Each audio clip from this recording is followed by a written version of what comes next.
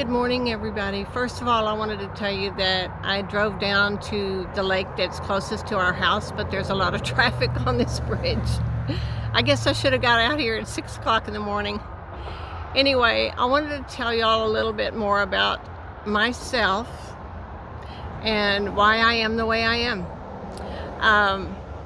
I was raised up in West Texas, and my parents were good working people. However, they were alcoholics, and I said that I'd talk about this, and I'm going to talk about it. I was the youngest of 3 children, and I don't think my brother or my sister were as affected by it as I was. I don't know, maybe they were, but I was really affected by it. And they would yell and scream at each other a lot. My mother told me later years, well, there was some good times, and I was trying to think, when? When were the good times? I was cared for. My father worked.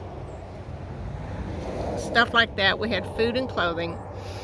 But on the weekends, it was party time, and they would drink a lot, like all night. And one particular memory I have is when I was 12, they got me my own phone in my room with my own phone number. So I thought I was really hot stuff, having my own phone number. And so they would yell and scream, and I couldn't get any sleep. I don't know what night it was. It was probably a Friday or Saturday night, but I don't know if I was 12 when this happened. I might have been 14, 15, 16. But they were yelling and screaming. So I called their number.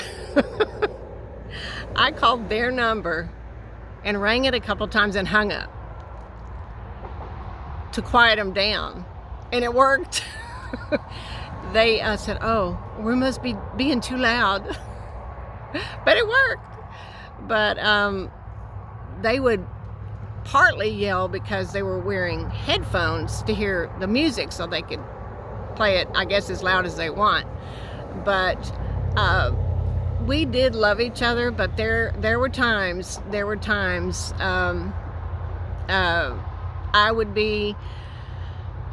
I'd say I was the hero.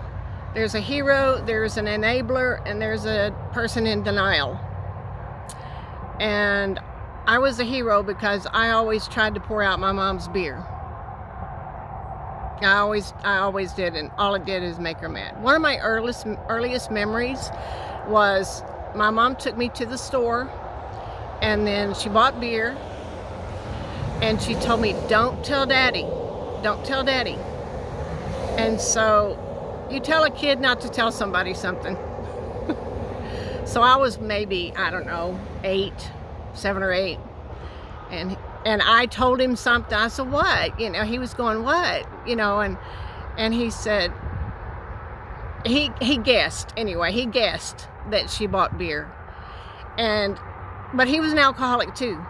But he would just mainly binge drink on the afternoons. I mean, Friday afternoon till Sunday, So I knew it was wrong. And I knew when they drank, they would yell and scream. And so I thought, this is not a good thing. So as I grew up, their disease got worse because alcoholism is a disease. Some people call it a sin. I call it a disease. And they also smoked. And my dad had a stroke when he was 65. And my mother basically died 10 years later when she was 73 in 1995. And she had heart disease. Mainly, her liver was shot. And her doctor told her, probably 15 years earlier, that you better watch your drinking because your liver is going to suffer. Well, it suffered all right. And she almost died a few times, and then we moved her up into North Texas where my sister and I were, and she stayed in a assisted living place, and so we knew then she couldn't get any alcohol anymore. But she lived there several months, and then she passed away, basically of heart disease from smoking for 50 years. So, but, you know, it wasn't that, I wasn't that happy as a kid.